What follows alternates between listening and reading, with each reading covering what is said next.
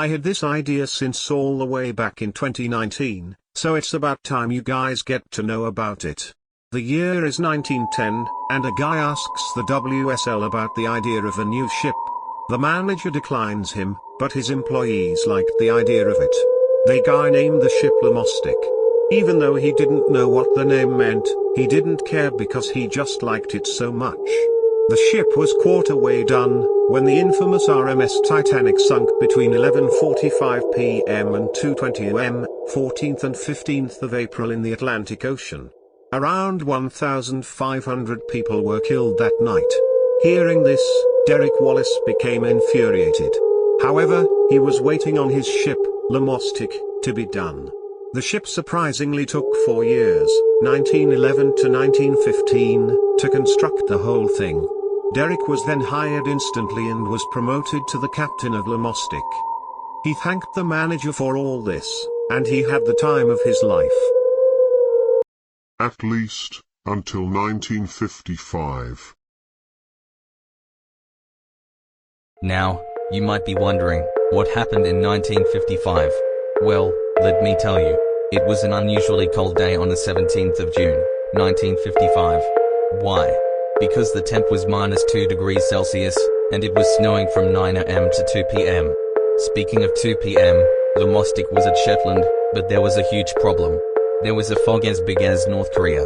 If Derek wanted to get across, he could do one of two options.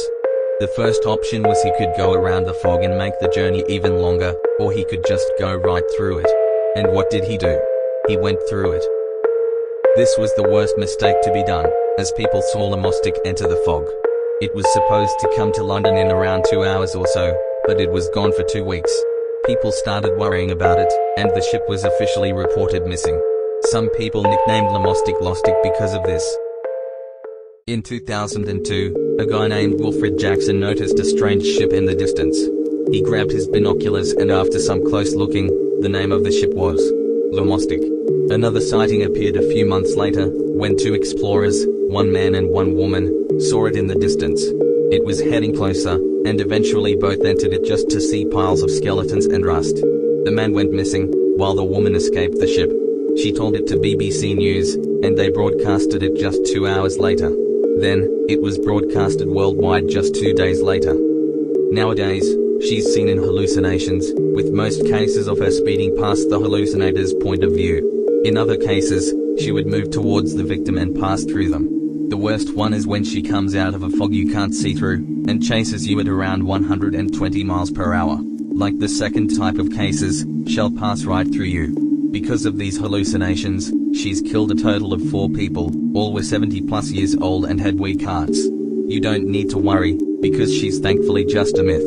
And that concludes our story. Thanks for watching. See you all in the next video.